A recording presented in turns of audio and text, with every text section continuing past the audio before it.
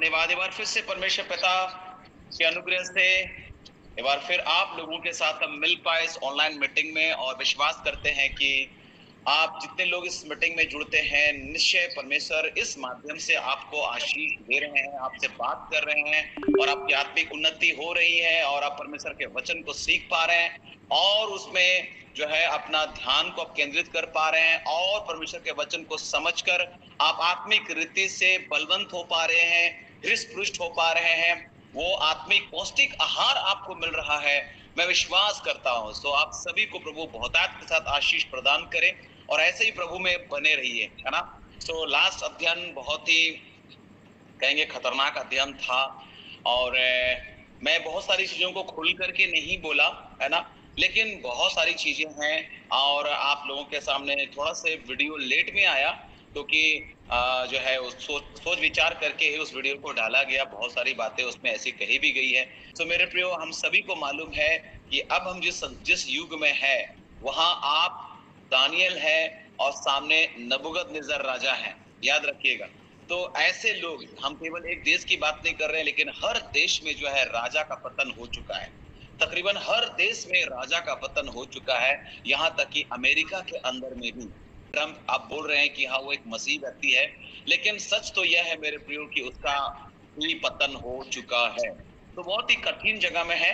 तो मेरा आज वो विषय नहीं है, और मैं अपने विषय को बदल रहा हूं, और पुनः मैं अपने उस विषय की ओर जा रहा हूं जो लगातार मैंने आप सभी लोगों से अध्ययन करवाया है। और ये हमको लगता है पाठ 23 होगा, है ना, भाग 23 होगा ये, मेल मिलाप वाला तंबू के संबंध में। मेल मिलाप वाला तंबू, आप समझ सकते हैं कि अगर मैंने अभी तक 22 भाग का प्रचार किया, तो तकरीबन ऑनलाइन मीटिंग में मेरा प्रचार 1 से सवा घंटा का होता है। तो आप समझ सकते हैं कि मैंने 22 घंटा से भी कहीं अधिक जो है ना प्रचार कर दिया अभी तक, और मेल मिलाप वाला तंबू का विषय समाप्त नहीं हुआ है। सोचिए, बाइबल का जो ज्ञान है कितना अथाह है। परमेश्वर के वचन को जितना अधिक आप पढ़ते जाते हैं, उतना ही अधिक नए रहस्य आपके सामने उजागर होते जाते हैं। परमेश्वर अपना प्रकाशन का आत्मा दे करके हम सभी लोगों को अपने वचन को समझने के लिए योग्य बनाता है। सो उस परमेश्वर को बहुत बहुत धन्यवाद कि वो हमें योग्य बनाता है कि उसके वचन को हम समझ पाएं। आइए हम निकालते हैं निर्गमन 30 उसका 1। अपने अध्ययन को हम यहाँ से आरंभ करते हैं, और विश्वास करते हैं कि आज की शाम भी परमेश्वर आपसे बात करने जा रहा है। तो हम अध्ययन करने जा रहे हैं एक बार फिर मेल मिलाप वाला तंबू, और उसके संबंध में आज जो जो जो विषय को मैंने लिया है मेल मिलाप वाला तंबू के अंदर से, वो में हमको मिलता है निर्गमन 30 उसका 1। जी पढ़ते हैं। फिर धूप जलाने के लिए बबूल की लकड़ी की बेदी बनाना। जी, फिर धूप जलाने के लिए क्या बनाना? बबूल की लकड़ी का एक बेदी बनाना। ठीक है, धूप जलाने के लिए बबूल की लकड़ी की एक क्या करना? बेदी बनाना। तो हम लोग देखते हैं मेरे प्रियो, यहां पर धूप जलाने के लिए बेदी क्यों बनाना? ये भी तो लिखा जा सकता था कि धूप जलाने के लिए एक मेज बनाना, है ना, एक मेज बनाना। लेकिन यहां बोला गया कि आपको धूप जलाने के लिए एक बेदी बनाना है, एक बेदी बनाना है। वहां मेज नहीं बनाने के लिए बोला गया, बेदी। तो ये बेदी, हम इस शब्द के ऊपर में जाएंगे, क्यों वहां बेदी कहा गया, क्यों यहां अभी हम लोगों ने पढ़ा तो बेदी कहा गया। बेदी शब्द का एक गहरा अर्थ होता है मेरे प्रियो। बड़े अध्ययन के साथ मैं आपके सामने आया हूं। बेदी शब्द का एक गहरा अर्थ होता है। बेदी के लिए जो हिब्रू शब्द है, इब्रानी, देखिए बहुत सारी चीजें जो आप हिंदी में पढ़ रहे हैं आपको नहीं समझ में आएगा, इसलिए अभी आपके पास ऐसे ऐसे में ऐप उपलब्ध है जिसमें आप हिब्रू को और यूनानी को आप तलाश सकते हैं कि इसका जो अनुवाद है इब्रानी में क्या है, और उसका मीनिंग क्या होगा, यूनानी में क्या है ना, आरामी में, लैटिन लैंग्वेज में क्या है। तो आप उसको अध्ययन करेंगे तो और अर्थ जो है आपके सामने स्पष्ट हो जाएगा। कभी भी जब आप बाइबल पढ़ते हैं तो उसको, उसके अर्थों को समझना बहुत जरूरी है। ऐसा नहीं कि यूं उठाया और हम लोग प्रचार करना शुरू कर दिए, नहीं मेरे प्रियो, उसके अगले और पिछले विषय को जानना जरूरी है, और किस संदर्भ में कहा गया, किससे कहा गया, किस परिस्थिति में कहा गया, इसको भी आपको जानना जरूरी है। सो यहाँ पर हम बेदी शब्द के ऊपर अगर बात करें तो बेदी शब्द का एक बहुत ही गहरा अर्थ है। बेदी के लिए इब्रानी शब्द जो है वो है मीज बीच, है ना, मीज बीच। बीच बीच, जिसका अर्थ होता है वध करने का स्थान, वध करने का स्थान, बलि करने का स्थान, बलिदान करने का स्थान, है ना। वध करने का स्थान वो स्थान है जहां जीव जंतु बलिदान किए जाते थे, मारे जाते थे, है ना, मारे जाते थे। हम जानते हैं कि धूप वो प्रार्थना जीवन का सूचक है। धूप की जब हम बात करते हैं, धूप, धूप का मतलब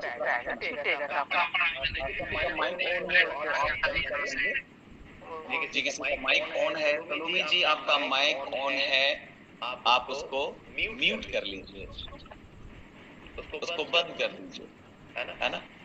तो बहुत बहुत धन्यवाद। सो हम लोग देखते हैं कि ये जो वेदी है, जिसका हिब्रू में जो अर्थ होता है, उसका मतलब होता है वध करने का स्थान, वध करने का स्थान।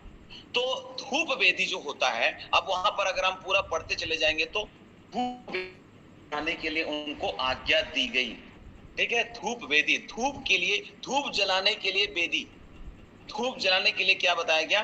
वेदी बनाना है धूप जलाने के लिए। तो अब ये धूप क्या है? तो धूप क्या है? आप में से कई लोगों को पता है ये धूप क्या है। क्या आप में से किसी को पता है ये धूप क्या होता है?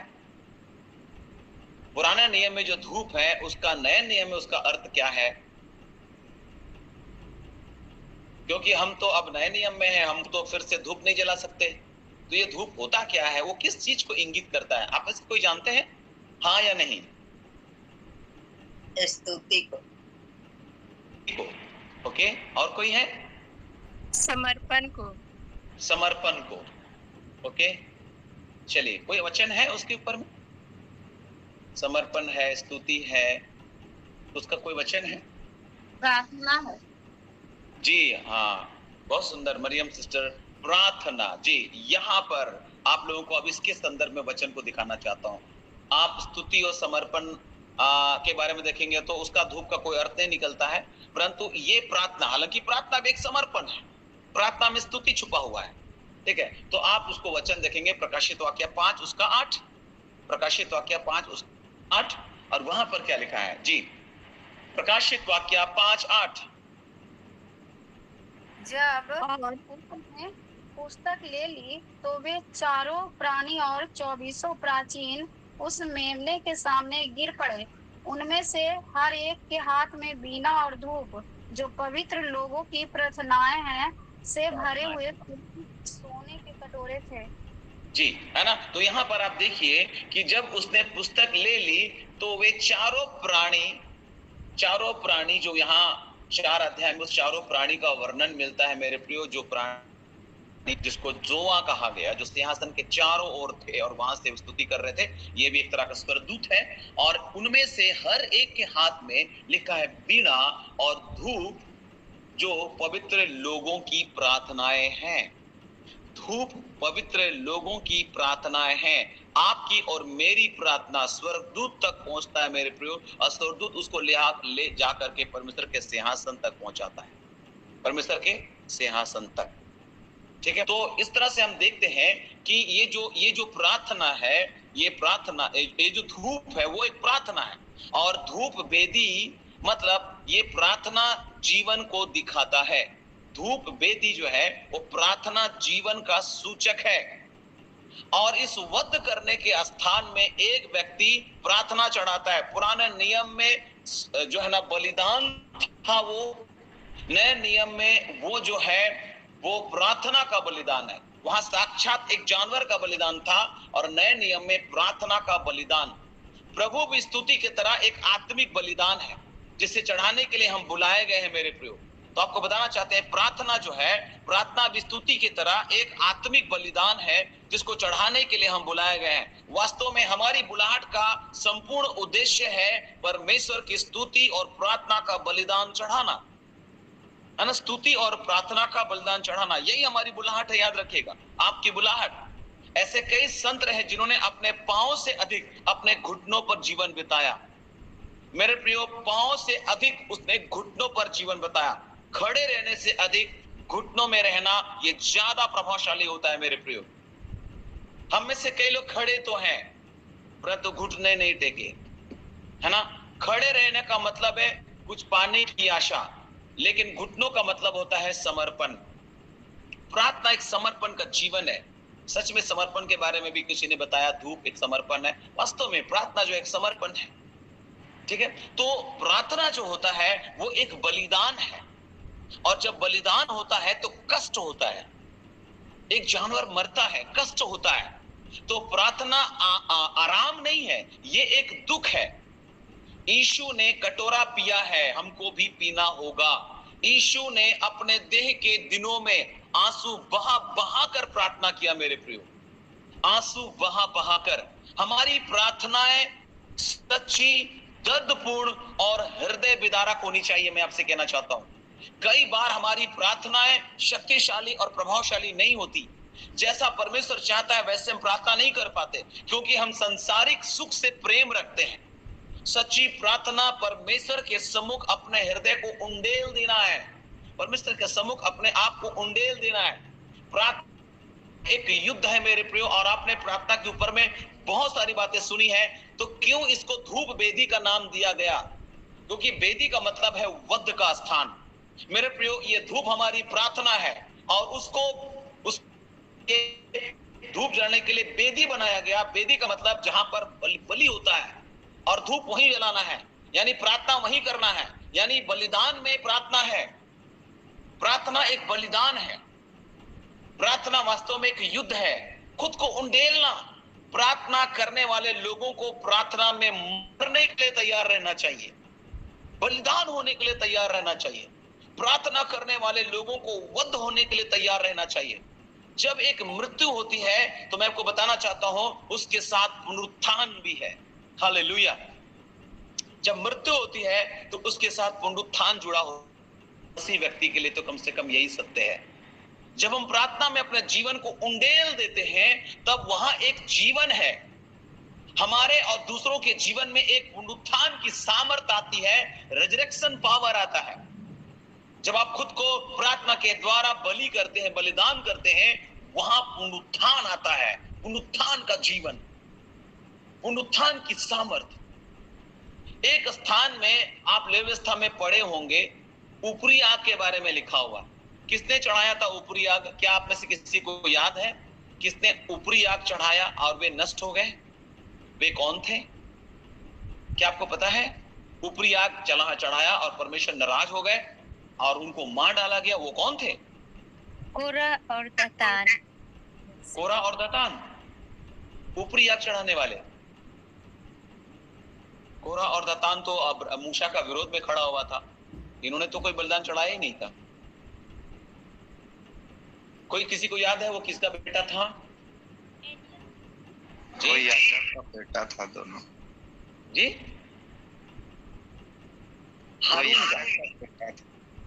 हारून का बेटा था, है ना। लेव्यवस्था, आइए जाते हैं लेव्यवस्था, उसका 10 अध्याय, उसका 1 और 2 पद। लेव्यवस्था उसका 10 अध्याय, उसका 1 और 2 पद, जो बात मैं आज की शाम आपसे कहने जा रहा हूं, उसके विषय में आगे बढ़ रहे हैं। बड़ा ध्यान से सुनिएगा। अगर आप नोट्स बना रहे हैं तो आप जरूर नोट्स बनाएं, और परमेश्वर आपकी सहायता करे, आपकी मदद करे। जी, लेव्यवस्था 10 उसका 1 और 2 पद। अब नादाब और अबीहू नामक हारून के 2 पुत्रों ने अपना अपना धूप दान लिया, और उनमें आग भरी, और उसमें धूप डालकर उस ऊपरी आग को, जिसकी आज्ञा यहोवा ने नहीं दी थी, यहोवा के सम्मुख अर्पित किया। तब यहोवा के सम्मुख से आग निकली और उन दोनों को भस्म कर दिया, और वे यहोवा के सामने मर गए। देख रहे हैं, ऊपरी आग जिसकी आज्ञा परमेश्वर ने नहीं दी थी, उसको चढ़ाने का परिणाम क्या होता है? सो मेरे प्रियो, हमने यहाँ पर ऊपरी आग के बारे में पढ़ा। ये ऊपरी आग क्या है? जिसके कारण नदाब और अबीहू, जो हारून के पुत्र थे, वे नाश हो गए। ये ऊपरी आग वो आग है जो धूप वेदी से नहीं ली गई। धूप वेदी से नहीं ली गई। धूप वेदी की आग को पीतल की आग से लेते हैं। देखिए, वहां पर पीतल की वेदी और धूप वेदी दोनों अलग अलग है। पीतल की वेदी एक बर्तन है और धूप की वेदी एक स्टैंड है। अगर आप रुचि रखते हैं इस अध्ययन में, पुराने नियम के अध्ययन में, तो आप उसको सर्च कर लीजिएगा। पीतल की वेदी जो है वो एक बर्तन है, और धूप का वेदी जो है वो एक स्टैंड है। है ना। और यहाँ पर जो आग लेना था वो पीतल की बेदी से लेना था, है ना। मेरे प्रिय, मैं आपको बताना चाहता हूं कि पीतल की बेदी की आग मूल रूप से स्वर्ग से उतरी थी जो वहां जल रही थी। इसलिए अगर उसका चढ़ाना था तो उसको वहां से लेकर के चढ़ाना था, लेकिन उन्होंने ऊपरी आग को चढ़ाया। उन्होंने उस बेदी से आग नहीं लिया, उसने ऊपरी आग को परमेश्वर के सामने चढ़ा दिया, है ना। पीतल की बेदी आग ही लेना है, पीतल की बेदी की आग ही लेना है। इसका आत्मिक अर्थ क्या है? इसका आत्मिक अर्थ क्या है? हम सब जानते हैं मेरे प्रियो कि पीतल की बेदी जो है वो बलिदान का सूचक है, और वहां से ना लेकर के उन्होंने ऊपरी आग परमेश्वर को चढ़ाया जिसकी आज्ञा परमेश्वर ने नहीं दी थी।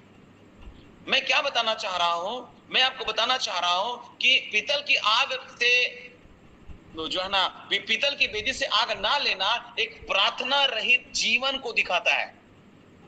ये नदाब और अबीहू का जीवन वो प्रार्थना रहित जीवन था, है ना।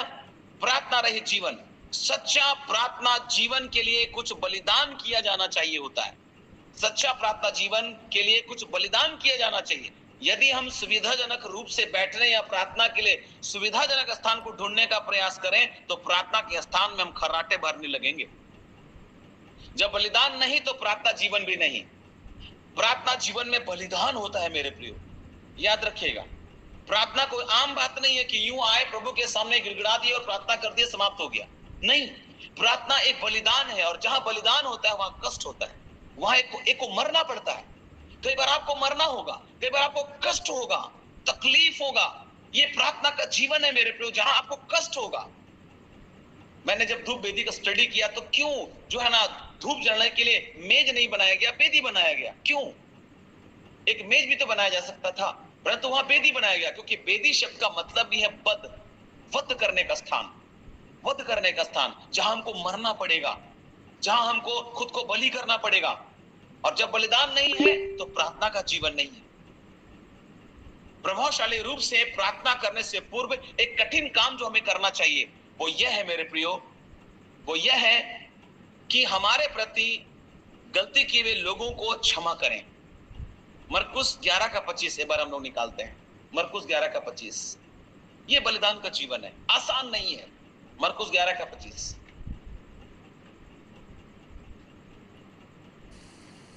और जब कभी तुम खड़े हुए प्रार्थना करते हो तो यदि तुम्हारे मन में किसी की ओर से कुछ विरोध हो तो क्षमा करो, इसलिए कि तुम्हारा स्वर्गीय पिता भी तुम्हारे अपराध क्षमा करे। जी, जो अपने हृदय में रोष और असंतोष रखते हैं वे सच में प्रार्थना नहीं कर सकते। पीतल की बेदी परमेश्वर की इच्छा करने को भी दिखाता है। पीतल की बेदी जो है वो परमेश्वर की इच्छा को भी दिखाता है। इस कारण जब हम परमेश्वर की मर्जी से बाहर रहकर या परमेश्वर की इच्छा करने की सही प्रेरणा के बिना हम प्रार्थना करते हैं तो वो प्रार्थना मरी हुई प्रार्थना होगी। वो प्रार्थना अधिक लंबे समय तक नहीं रह सकेगी। इस कारण पीतल की बेदी से निकाली गई आग परमेश्वर की पूर्ण इच्छा करने के लिए समर्पण या हमारे प्रार्थना में त्याग की आत्मा को दिखाती है, जो नदाब और अबीहू में नहीं था। वही ऊपरी आग था मेरे प्रियो। हम तो आग तो चढ़ा रहे हैं लेकिन ऊपरी आग, हम परमेश्वर के समीप तो आए हैं लेकिन ऊपरी आग लेकर के आए हैं जिसकी आज्ञा परमेश्वर नहीं देता। परमेश्वर नदाब और अबीहू को वहीं मार डाला, है ना। यह हमारे जीवन में कोई गुप्त पाप न देकर प्रार्थना करने को भी दिखाता है वो बात। तो हमारी प्रार्थना हम में मृत्यु या बीमारी लाते हुए हमारे जीवन के लिए विनाश का कारण बन सकती है। उसकी प्रार्थना पाप ठहरे, लिखा भजन संहिता 109 का 3-7 किस प्रकार की प्रार्थना पाप ठहरती है। देखिए, प्रार्थना तो कर रहे हैं हम लोग, भजन संहिता 109 उसका 3 और 7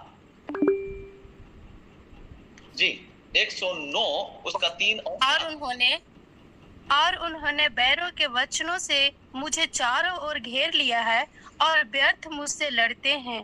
मेरे प्रेम के बदले में वो मुझसे विरोध करते हैं, परंतु मैं तो प्रार्थना में लवलीन रहता हूँ। चलिए, बहुत सुंदर। 3 पर उसका स्थान पर देखिए। जब उसका न्याय किया जाए तब वह दोषी निकले और उसकी प्रार्थना पाप गिनी जाए। उसकी प्रार्थना जो है पाप गिनी जाएगी।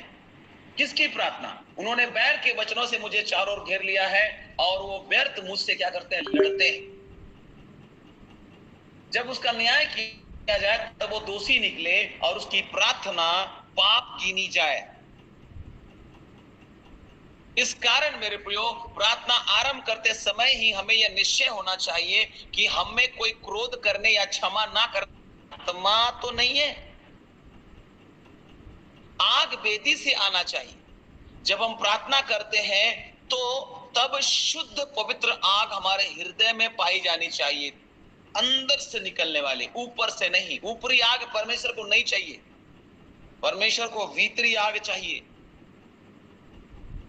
भीतर का जीवन, एक समर्पण का जीवन, एक त्यागपूर्ण जीवन, एक बलिदान का जीवन, एक कष्ट का जीवन, एक तकलीफ का जीवन, प्रार्थना में उंडेल देने का जीवन, ये जरूरी है मेरे प्रियो। उंडेल देना, बलि हो जाना, वो वेदी का मतलब ही है बलि। मेरे प्रियो, बाइबल में नया नियम जो है, अगर हम देखेंगे तो बलिदान केवल होम बलि, मेल बलि, पाप बलि, अन्न बलि नहीं है, लेकिन बाइबल में कई तरह के बलिदान है। प्रार्थना एक बलिदान है। इब्रानियों 13:15 में लिखा है स्तुति भी एक बलिदान है। भजन संहिता 50:14 में लिखा है धन्यवाद भी एक बलिदान है। भजन संहिता 27:6 में लिखा है हमारा आनंद को भी बलिदान करना, वो भी एक बहुत बड़ा बलिदान है, जहां हम अपने खुशियों को समर्पण कर दे रहे हैं, जहां हम दूसरों की खुशियां ढूंढ रहे हैं, है ना। प्रभु की खुशियों के लिए कई बार अपनी खुशियां हम त्याग रहे हैं, ये बहुत बड़ा बलिदान है। टूटा हुआ मन, आप सभी को मालूम है भजन संहिता 51 बलिदान है। इब्रानियों में ही लिखा है 13:16 में उदारता कर देना, उदारता से एक दूसरे की सहायता करना, भलाई करना, ये भी एक बलिदान है। भलाई करना, देना, ये एक बलिदान है। और रोमियो 12:1 में लिखा है आध्यात्मिक बलिदान, अपने आप को जीवित पवित्र और भावता करके परमेश्वर को बलिदान चढ़ाना, यही तुम्हारी आत्मिक सेवा है, आत्मिक बलिदान है। तो इस प्रकार से हम कई बलिदान को देखते हैं, प्रार्थना का बलिदान, स्तुति का बलिदान, धन्यवाद का बलिदान, आनंद का बलिदान, टूटा हुआ मन का भी बलिदान, और भलाई और उदारता का बलिदान, और आध्यात्मिक बलिदान, बलिदान का जीवन, जहां हम कई चीजों को परमेश्वर को सौंप देते हैं, जहां हम अपनी खुशियां कुर्बान कर देते हैं, जहां हम अपना आनंद कुर्बान कर देते हैं, जहां हम टूटे हुए मन के साथ परमेश्वर के समीप आते हैं, जब हम स्तुति, परमेश्वर को हमारे जीवन में अच्छी बात कुछ नहीं हो रही है फिर भी हम स्तुति कर रहे हैं, ये एक बहुत बड़ा बलिदान है। आराधना केवल अच्छी परिस्थिति में कर लेना वो बड़ी बात नहीं है मेरे प्रियो। आपकी परिस्थिति अच्छी नहीं है लेकिन आप आराधना कर रहे हैं, ये बलिदान है। बलिदान एक कष्ट का जीवन है। परिस्थिति अच्छी नहीं है लेकिन आप प्रार्थना कर रहे हैं, ये एक बलिदान है, ये बलिदान है, एक कुर्बानी है ना। तो वो नदाब और अबीहू ने ऊपरी आग चढ़ाया, बिना समर्पण, बिना त्याग, बिना क्षमा का हृदय लिए हुए वो प्रभु के जो सामने आ गए बलिदान चढ़ाने के लिए, है ना। तो हम हमेशा इस बात के लिए, आप अपने अंदर एक निश्चयता होना चाहिए कि हमें कोई क्रोध करने या क्षमा ना करने की आत्मा ना हो। आग वेदी से आना चाहिए। जब हम प्रार्थना करते हैं तब शुद्ध पवित्र आग हमारे हृदय में पाई जानी चाहिए। प्रार्थना एक उच्चतम सेवकाई है मेरे प्रियो, high quality ministry. Prayer high quality ministry है, प्रार्थना उच्चतम सेवकाई। कैसे पता है? जब हम निर्गमन 30:2 पढ़िएगा तो ये वेदी कैसे बनाया गया, तो वेदी जरा उसको देखिएगा। निर्गमन 30:2 जी। प्रार्थना उसकी लंबाई 1 हाथ और चौड़ाई 1 हाथ की हो, वह चौकोरों हो और उसकी ऊंचाई 2 हाथ की हो और उसके सींग उसी टुकड़े से बनाया जाए। उसकी लंबाई 1 हाथ और चौड़ाई 1 हाथ की हो, चौकोर हो, और उसकी ऊंचाई जो है वो 2 हाथ की, ऊंचाई 2 हाथ की। आपको बताना चाहते हैं कि मेल मिलाप वाला तंबू का 3 भाग है, आंगन, पवित्र स्थान और महापवित्र स्थान। तो हमने इस सारा शिक्षा दे दिया। अगर आप में से कई लोग अगर अभी फर्स्ट टाइम जुड़ रहे हैं तो मैं आपसे अपील करना चाहता हूं कि हर घर प्रार्थना घर के आप YouTube चैनल पर जाइए और वहां पर आपको ये 3 जो भाग है उसका अर्थ को बताया गया है। अभी तक मेल मिलाप वाले तंबू के अंदर में जो कुछ है उसका आत्मिक रहस्य को हमने खोलने का पूरा प्रयास किया बड़े अध्ययन के साथ, है ना। और आप उसको जरूर समझिए ताकि आपको पुराना नियम पढ़ने में असहज महसूस ना हो, आप उसको बड़े सरलता से पढ़े, आपको बड़ा मजा आएगा जब आप उसको पढ़ेंगे, उसके आत्मिक अर्थों को जब समझने लगेंगे, है ना। तो हम यहाँ पर देखते हैं मेरे प्रियो कि इसको जो बनाया गया है उसका जो ऊंचाई है वो 2 हाथ की है। पवित्र स्थान और महापवित्र स्थान में इतनी अधिक ऊंचाई वाली और कोई वस्तु नहीं थी, याद रखिएगा। अगर आप अध्ययन करिएगा तो पवित्र स्थान में जो पात्र थे, फिर महापवित्र स्थान में जो भी पात्र थे, 2 हाथ ऊंचा और कोई पात्र नहीं था सिवाय धूप वेदी का। धूप वेदी का जो ऊंचाई था वो 2 हाथ की थी, है ना। भेंट की रोटी की मेज हमने अध्ययन किया था, आप उसको पिछले अध्ययन फिर से दोहराना नहीं चाहता हूं, समय चला जाएगा। भेंट की रोटी की मेज केवल 1.5 हाथ ऊंची थी और महापवित्र स्थान में जो संदूक है, वाचा का संदूक, उसकी भी ऊंचाई 1.5 हाथ की ही थी। अगर आपको याद होगा मैंने उसको बताया है। परंतु यहाँ ये जो धूप वेदी है इसकी ऊंचाई 2 हाथ है ना। बाकी का 1.5 हाथ, वाचा का संदूक 1.5 हाथ, मेज भेंट की जो रोटी रखी जाती थी उसका जो मेज था उसका भी ऊंचाई 1.5 हाथ था। लेकिन ये जो धूप वेदी है इसी का ऊंचाई को देखिएगा, पूरे मंदिर के पात्रों में यही वो पात्र है जिसकी ऊंचाई सबसे ज्यादा थी।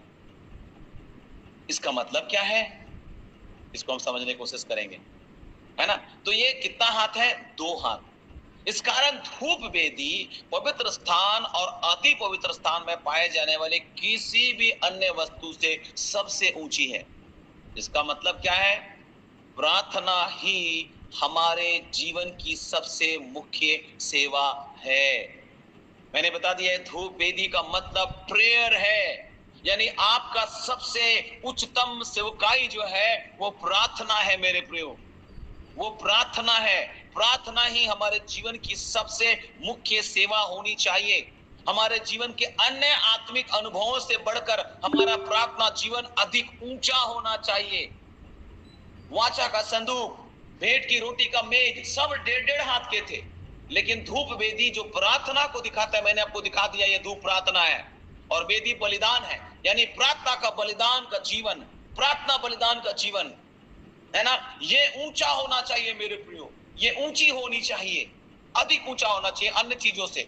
प्रभु हमसे ये अपेक्षा करता है कि किसी भी अन्य बात से बढ़कर हम प्रार्थना में अधिक समय व्यतीत करें। इससे पहले आपने प्रार्थना के विषय में बहुत सारी बातों को सुना होगा, लेकिन मैं एक बार फिर से आपको मेल मिलाप वाले तंबू के आधार से प्रार्थना के महत्व को समझाने की कोशिश कर रहा हूं। हमारे अंदर प्रार्थना के लिए निरंतर एक लालसा बनी रहनी चाहिए। यदि हमारा प्रार्थना जीवन नष्ट हो गया तो हमारा सब कुछ पूर्णतया नष्ट हो जाएगा, पूरी तरह से खत्म हो जाएगा, हमारा जीवन प्रभाव रहित बन जाता है। प्रार्थना के बिना हम कई सेवा कर सकते हैं, प्रार्थना के बिना हम कई सेवा कर सकते हैं, परंतु उससे कुछ भी फल उत्पन्न नहीं होगा। आज इसलिए कई लोगों के पास रिजल्ट नहीं है। ईश्वर ने कहा जागते और प्रार्थना करते रहो ताकि तुम मनुष्य के पुत्र के सामने खड़े रहने के योग्य बनो। अगर आप मनुष्य के पुत्र के सामने खड़े होने के लिए योग्य होना चाहते हैं तो जागते हुए प्रार्थना करना है, सोते हुए नहीं। आपकी प्रार्थना खुद को उंडेल देना है, आपकी प्रार्थना खुद को बलिदान कर देना है। मेरे पे आपको बताना चाहते हैं, मैं आपको एक मरते मनुष्य की प्रार्थना के बारे में बताना चाहता हूं।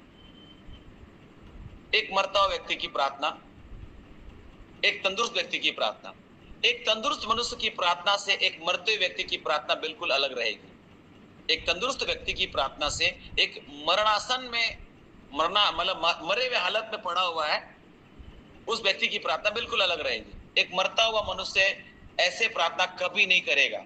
अगर मान लीजिए एक व्यक्ति मरण हालत में है, मतलब उसका मृत्यु एकदम नजदीक है, तो वो क्या प्रार्थना करेगा? उसकी मौत नजदीक है, उसको भी पता चल जा रहा है कि मेरी मौत होने वाली है, तो वो क्या प्रार्थना करेगा बताइए? यही कि प्रभु मुझे अपने पास शीघ्रता से बुला ले। हाँ चलिए, बहुत अच्छा, शीघ्रता से मुझे बुला ले। अपने पापों की क्षमा के लिए प्रार्थना करेगा। तो पापों की क्षमा के लिए प्रार्थना करेगा, वेरी गुड, बहुत अच्छा, सही, सब लोग सही बोल रहे हैं आप लोग। और क्या प्रार्थना करेगा वो? चंगाई के लिए। अच्छा चलिए, खुद की चंगाई के लिए प्रार्थना करेगा, खुद को तैयार नहीं करेगा। अगर प्रभु मेरा आत्मा को प्रभु के हाथों में सौंप देगा।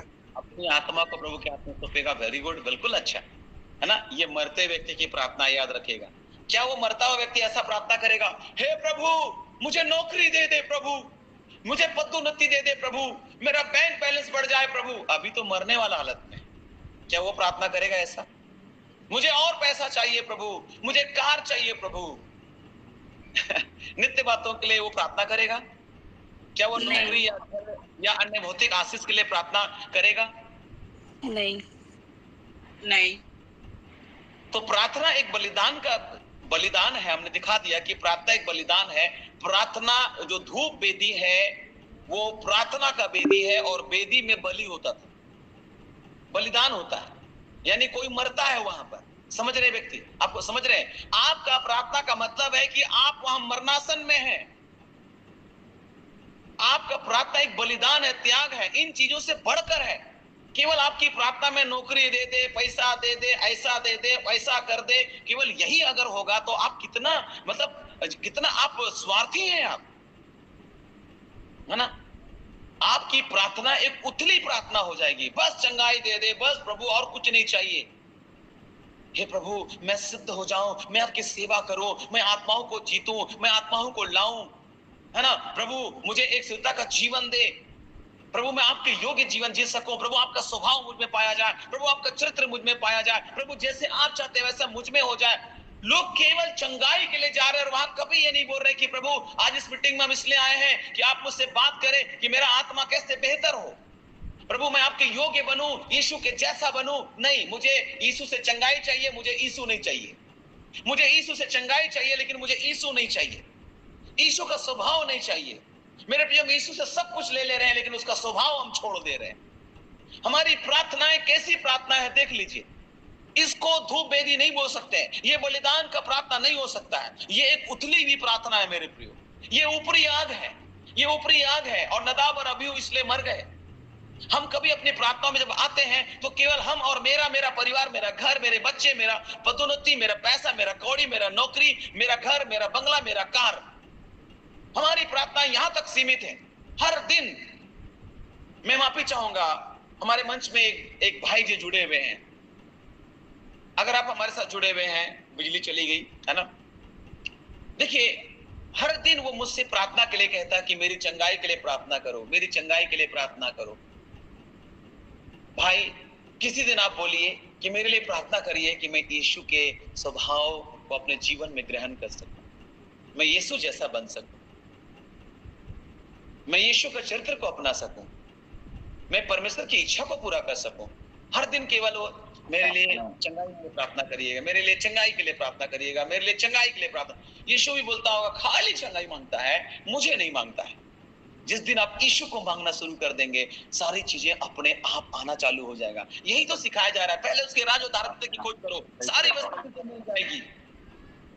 हम पहले सारी चीजें मांग रहे हैं, आइए हम राज्य को खोजें, आइए हम धार्मिकता को खोजें, परमेश्वर के योग्य आचरण, धार्मिकता, परमेश्वर के सामने खड़े होने की योग्यता, ये धार्मिकता है। परमेश्वर के सामने खड़े होने की योग्यता को पाना धार्मिकता है ना। कुलिस्सियों 4:12 में एक व्यक्ति की प्रार्थना है, हम इस प्रार्थना को गौर नहीं करते। ये इस व्यक्ति का नाम हमने उतना सुना भी नहीं है। कुलिस्सियों 4:12 जरा देखिएगा इसकी प्रार्थना। कुलिस्सियों 4:12। इपफ्रास जो तुम में से है और मसीह यीशु का दास है, तुम्हें नमस्कार कहता है और सदा तुम्हारे लिए प्रार्थनाओं में प्रयत्न करता है, ताकि तुम सिद्ध होकर पूर्ण विश्वास के साथ परमेश्वर की इच्छा पर स्थिर रहो।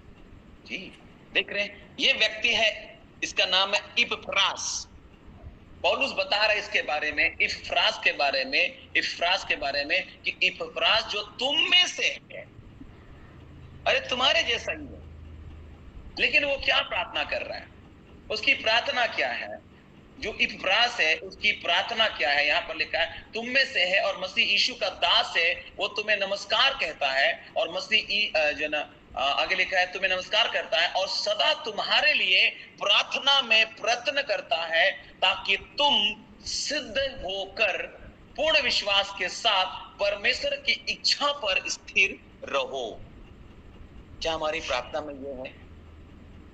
वो प्रार्थना में प्रयत्न कर रहा था, और वो हमेशा से ही प्रार्थना करता था। इसका मतलब वो प्रार्थना में लौलीन है, वो हमेशा लौलीन होकर प्रार्थना करता था।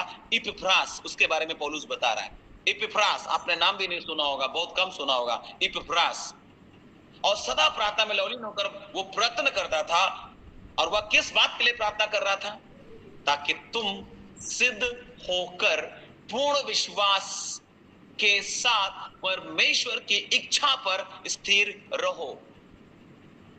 केवल यही प्रार्थना कर रहा है मंडली के लिए, इस कुलुसियों की मंडली के लिए यही प्रार्थना कर रहा है कि प्रभु कुलुसी की मंडली आपकी इच्छा में स्थिर रहे, कुलुसी की मंडली आप में पूर्ण विश्वास करे। विश्वास छोड़ दीजिए, स्थिरता छोड़ दीजिए, हमको चंगाई दे दीजिए, नौकरी उकरी मिल जाए, बैंक बैलेंस बढ़ जाए, हमको यही वाला दुआ करवा दीजिए बस। और ऐसी मीटिंग में ज्यादा भीड़ होती है,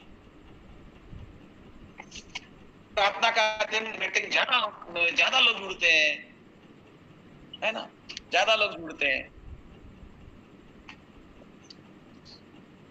कितना हम लोग स्वार्थी हैं। प्रार्थना एक उच्चतम सेवकाई है मेरे प्रियो, याद रखिएगा।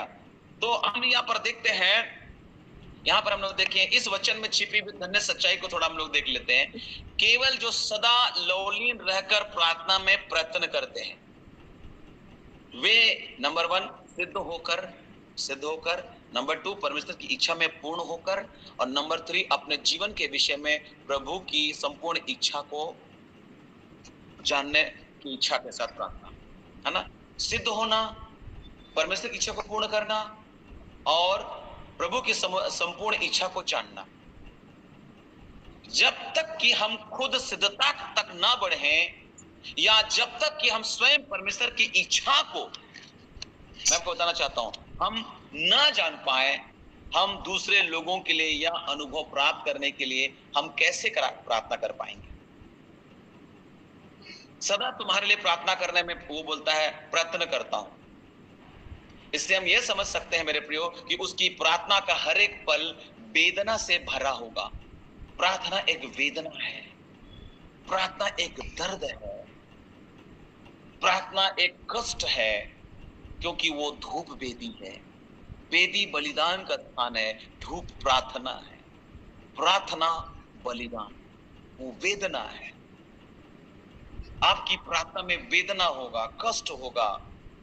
याकूब 5:17 में आपने पढ़ा होगा, एलिया ने गिड़गिड़ा कर प्रार्थना की, है ना, आपने पढ़ा होगा। एलिया ने गिड़गिड़ा कर प्रार्थना की और परमेश्वर ने उसकी प्रार्थना सुन ली। परंतु यीशु के विषय में हम पढ़ते हैं कि वह और भी हृदय वेदना से प्रार्थना करने लगा। लूका 22:4, जब वो गत्सेमनी के बाग में था, हृदय वेदना के साथ जैसे जैसे प्रार्थना करता रहा, वह सच्ची और लौलीन होकर करने वाली प्रार्थना में ढीला नहीं पड़ा। एक जैसी वेदना में था, वैसे प्रार्थना करना है हमको मेरे प्रियो। जब आप ऐसा प्रार्थना करेंगे तो आप दुनिया की चीजों को लेकर के केवल प्रार्थना नहीं करेंगे, है ना। एक सच्चा प्रार्थना वीर वो होता है, एक सच्चा प्रार्थना वीर वो होता है जो प्रार्थना को वध होने का स्थान होकर लेता है। वो प्रार्थना को वध होने का स्थान होकर लेता है।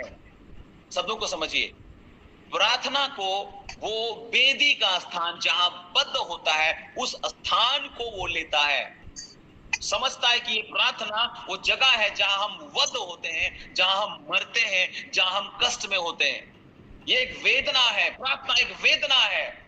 और इसलिए प्रार्थना करने वाले लोगों को बहुत वेदना होती है मेरे प्रियो, बहुत वेदना होती है ना। जहां वो प्रार्थना करने में मरने के लिए तैयार है, याद रखिएगा। प्रार्थना जो धूप वेदी है, वो प्रार्थना का बलिदान को दिखा रहा है, जहां मरने के लिए आपको तैयार होना होगा। देखिए, यीशु ने ऊंचे शब्द से पुकार पुकार कर, आंसू बहा बहा कर प्रार्थना के, इब्रानियों 5:7 में लिखा है। चेलों ने यीशु को प्रार्थना करते हुए देखकर उससे कहा होगा कि स्वामी हमें प्रार्थना करना सिखा। ये बात मत्ती में या कई जगह में लिखा है, हमें प्रार्थना करना सिखा। तो कैसे बोला? क्योंकि उन्होंने यीशु को प्रार्थना करते हुए देखा, हमें प्रार्थना करना सिखा। ये चेले अच्छा से प्रचार कर सकते थे, उन्होंने अनेक मरियों को चंगा किए, परंतु वे प्रार्थना कैसे करना है इस बात को नहीं जानते थे। या वे यीशु के समान प्रार्थना नहीं कर सके। पता है, वो नहीं कर सके जब तक यीशु मसीह थे। बाद में वो लोग सीख गए। हमें ये प्रार्थना करना चाहिए कि प्रभु हमें अपने समान प्रार्थना करना सिखा दे। बल्कि वो लोग क्या कर रहे हैं, हमें प्रार्थना करना सिखा दे। तुम यीशु को देख रहा है प्रार्थना करते हुए, तो बोलना चाहिए था कि प्रभु जैसा आप प्रार्थना करते हो वही वाला प्रार्थना हमको सीखना है, उस प्रार्थना को हमको करना है। ऐसी प्रार्थना, प्रभु हमें अपने समान प्रार्थना करना सिखा। हमारी सेवकाई, हमारी कलीसिया का आरंभ, हमारी सेवकाई, हमारी कलीसिया का आरंभ पैसा, वस्तु, संपत्ति, शिक्षा या कोई संसारिक बड़ाई के बाद से नहीं, परंतु प्रार्थना से हुआ है। मेरे प्रिय, आपकी सेवकाई या आपकी कलीसिया का आरंभ जो है वो पैसे से नहीं होता है, वो वस्तु से नहीं, संपत्ति से नहीं, शिक्षा या संसारिक बड़ाई से नहीं, वो प्रार्थना से हुआ है। जब वे प्रार्थना कर रहे थे पेंतिकोस्त के दिन, मेरे प्रियो, जब वो प्रार्थना कर रहे थे, लिखा है बाइबल में, जब वो प्रार्थना कर रहे थे पेंतिकोस्त के दिन में, उस दिन कलीसिया की स्थापना हुई। जिस दिन प्रार्थना कर रहे थे उस दिन कलीसिया बनी। जिस दिन आप प्रार्थना को बलिदान के रूप में लेंगे, कई चीज बनेगा। हालेलुया। इस कारण यदि हम प्रार्थना करना बंद कर देंगे तो कलीसिया की अवस्था लकवा मारे हुए व्यक्ति के समान हो जाएगी। आज कई कलीसिया या कई लोग जो ने प्रार्थना जिस तरह से करना चाहिए सही तरीके से नहीं करने की वजह से लकवाग्रस्त हो गए हैं। प्रार्थना के साथ आरंभ हुई कलीसिया केवल प्रार्थना के द्वारा ही जीवित और बनी रह सकेगी। मेरे प्रियो, प्रार्थना के साथ आरंभ हुई कलीसिया का अंत प्रार्थना में ही होगा। अर्थात केवल प्रार्थना करने वाले लोग ही प्रभु के आत्मा में उठा लिए जाएंगे। प्रार्थना करने वाले लोग ही उठा लिए जाएंगे। हालेलुया। मेरे प्रियो, लेकिन यहां पर एक बहुत बड़ी परीक्षा है। एक बार जब एक परमेश्वर के जन ने एक दिलचस्प लेख लिखा, व्यवधान का षड्यंत्र, है ना। व्यवधान मतलब रुकावट का षड्यंत्र। उसने अपने लेख में बताया कि जब हम प्रार्थना करना चाहते हैं तब शैतान एक षड्यंत्र रचता है। शैतान एक षड्यंत्र रचता है, कैसे भी वह कुछ व्यवधान या रुकावट ले आता है। अरे तुम्हें वो काम करना है, या क्या तुम्हें यह बात याद है। शैतान कैसे भी हमारी प्रार्थना को रोकने के लिए भरसक प्रयास करता है। क्या आप जानते हैं दानियल के लिए सबसे बड़ी परीक्षा क्या थी? आप सोचते होंगे कि सिंहों की गुफा में फेंका जाना सबसे बड़ी परीक्षा थी। नहीं मेरे प्रियो, दानियल के लिए सबसे बड़ी परीक्षा थी, शैतान का टारगेट था इसकी प्रार्थना को हमको रोकना है। इसका प्रार्थना को हमको क्या करना है? रोकना है। कितने दिन तक उसकी प्रार्थना रोकी गई, कोई बता सकते हैं? कितने दिन उसकी प्रार्थना रोकी गई? 21 दिन। जी, है ना। उसकी प्रार्थना, शैतान, ये बहुत बड़ा टास्क था दानियल के लिए। शेर के मांद में डाल दिया जाना वो बड़ी परीक्षा नहीं थी। उसकी प्रार्थना स्वर्ग तक पहुंचने नहीं दिया जा रहा है। शैतान जानता था कि यदि दानियल प्रार्थना करना रोक देगा तो उसके जीवन में हार आ जाएगा, हार आ जाएगा। वो फिर परमेश्वर का प्रिय होकर नहीं रहेगा, क्योंकि दानियल परमेश्वर का प्रिय था। परमेश्वर ने उसको अपना प्रिय बोला। मेरे प्रियो, आपको परमेश्वर का प्रिय बनना है। हालेलुया। तो प्रार्थना का जीवन होना है। प्रार्थना करने वाला परमेश्वर का क्या होता है? प्रिय होता है, परमेश्वर का प्रिय। इसका मतलब आपको दाऊद बनना है। दानियल का मतलब क्या होता है पता है? परमेश्वर मेरा न्यायी है, परमेश्वर मेरा न्यायी है। लेकिन दाऊद का मतलब जानते क्या होता है? दाऊद, डेविड, इसका मतलब क्या होता है आपको पता है? कोई जानते हैं? हम लोग सब लोग दाऊद का भजन, दाऊद का भजन, दाऊद दाऊद दाऊद कितने दिन से कर रहे हैं। दाऊद का मतलब क्या होता है आपको पता है?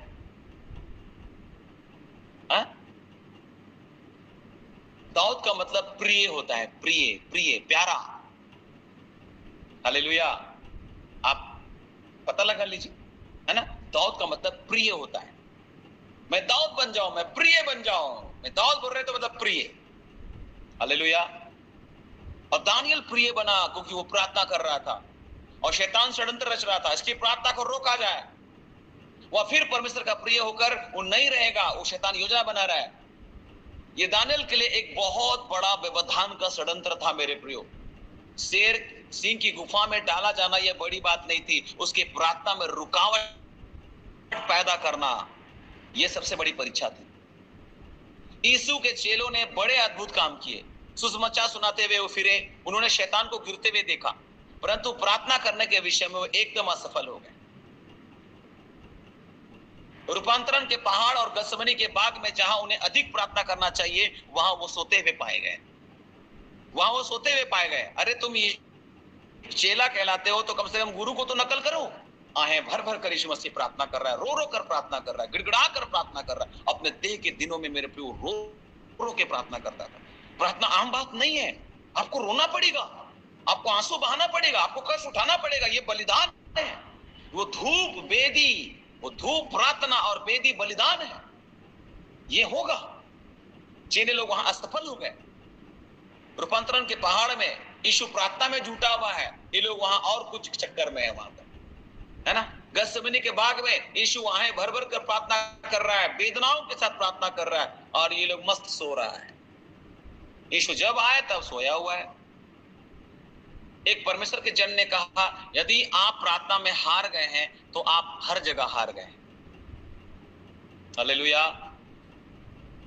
ये मेरा अनुभव बताता है, और मैंने प्रभु के दास से सीखा है, यदि आप प्रार्थना में हार गए हैं तो आप हर जगह हार गए हैं। मैं कोई सूरज परमार नहीं या अंकित साजवान नहीं हूं कि मेरे पुरतों के साथ ये वाला स्लोगन आएगा, है ना। छोटा मोटा दास हूं तो उतना लोग सुनते नहीं है। हम लोग तो बड़े बड़े दास का सुनना चाहते हैं। अरे आपका लोकल पास्टर के पास भी मैसेज है भाई, कभी उनको भी हाईलाइट करो, उनको भी आगे बढ़ाओ, है ना। हम लोग उन्हीं को ले रहे हैं, आपके पास भी है, अपना वीडियो बनाओ और डाल दो। रेवलेशन आपके पास भी है, प्रचार करिए आप भी। खाली परमेश्वर ने क्या उनको दे रखा है? नहीं, आप सबकी जिम्मेदारी है। हम लोगों ने कुछ लोगों तक कुछ सीमित रख दिया कि वही ये काम कर सकता है, हम नहीं कर सकते। अरे प्रभु अपना वरदान जो है ना, मुंह देख करके नहीं देता है किसी को। आपके पास है, आप उसको पहचान नहीं पा रहे, है ना। यदि आप प्रार्थना में हार गए हैं तो आप हर जगह हार गए हैं। दूसरे शब्दों में, यदि आप प्रार्थना में नहीं हारे हैं तो शैतान आपको किसी भी विषय में हरा नहीं सकता। हालेलुया। अगर आप प्रार्थना में नहीं हारे हैं तो शैतान आपको किसी भी विषय में नहीं हरा सकता। आमेन। मेरे प्रियो, जो धूप वेदी थी, अगर आप पढ़ेंगे निर्गमन में, धूप वेदी के 4 सिंग थे।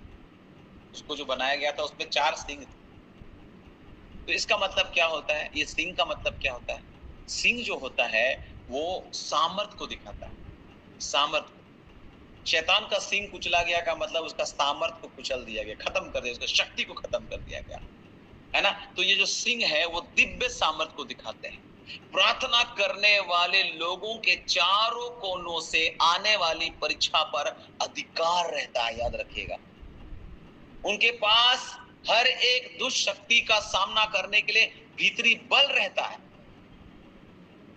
धूप वेदी के चारों ओर सींग का मतलब होता है कि वो सामर्थ है, परमेश्वर का सामर्थ, परमेश्वर का भीतरी बल जो है ना वो रहता है। समझ रहे बात को? भीतरी बल रहता है। हालेलुया। याद रखिए, जब आप प्रार्थना करते हैं ना तो चारों ओर सिंह है, और ये ईश्वर ये सामर्थ को दिखाता है, ये ईश्वर ये उस बल और शक्ति को दिखाता है। जब आप प्रार्थना करते हैं वो सिंह बन जाता है ताकि दुष्ट जो है ना आप पर प्रभाव न डाल सके।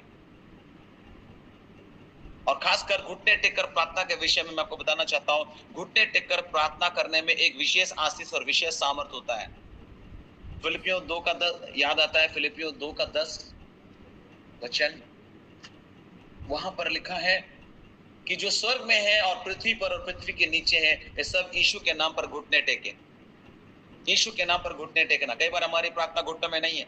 यीशु के नाम के आगे हर एक घुटना झुकेगा। जब आप प्रार्थना करते हैं यीशु के नाम में आपको घुटना झुका देना चाहिए। आकाश की सारी शक्तियां और पृथ्वी के सब लोग उसके आगे झुकने वाले हैं मेरे प्रियो, वो झुकेंगे। घुटने टेक कर प्रार्थना करने के द्वारा सबसे बड़ी जय मिलती है। आपको बताना चाहते हैं, जिस दिन आप घुटने टेकेंगे, आपके घुटने टेकने से शैतान के घुटने टिक जाएंगे। हालेलुया।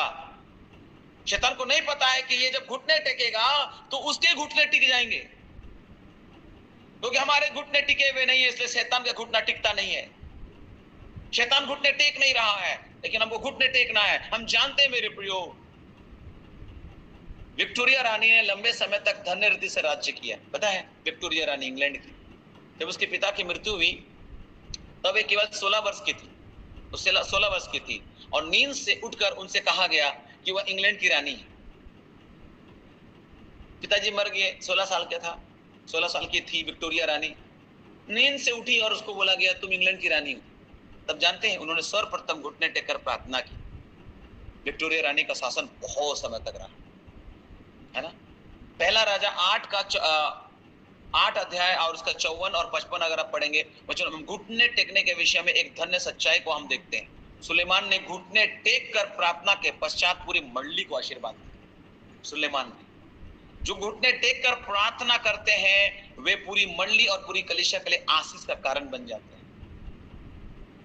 हम लूका 22 का 41 से लेके 43 पद पढ़ेंगे। लूका 22 में यीशु ने घुटने टेक कर प्रार्थना की और ऐसा करते समय स्वर्गदूतों ने आकर उसे बलवंत किया, लिखा है।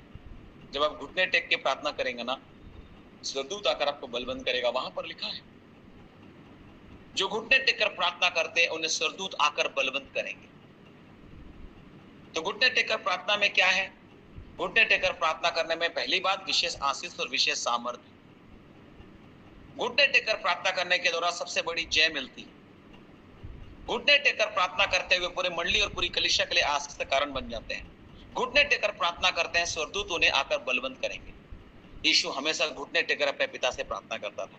उसके पैर सच में समर्पित पैर थे मेरे प्रियो। उससे क्या लाभ हुआ? उससे क्या लाभ हुआ?